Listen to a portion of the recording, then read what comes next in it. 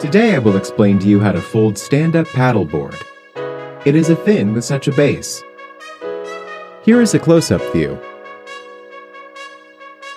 The fin of this base is difficult to fold from front to back, so we need specific skills. Usually we need to use an air pump to clean the air in the SUP before folding it. Here is a close-up view. Like this. It will be easier to fold from back to front only if the air is clean. Look, the valve is here. It's easy to let air in if you fold from the front of the valve, so it's not easy to fold. So it's best if you have an air pump.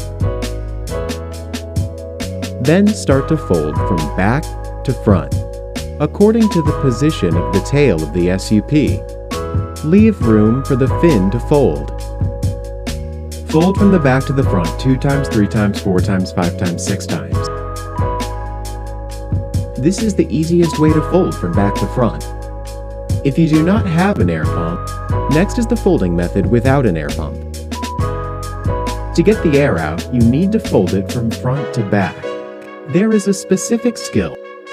Folding from front to back makes it difficult to know the position of the crease.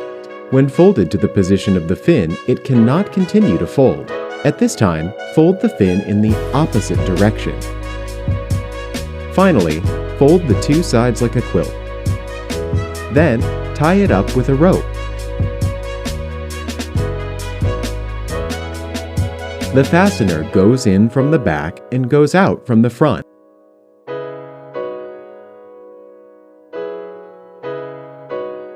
And we're done.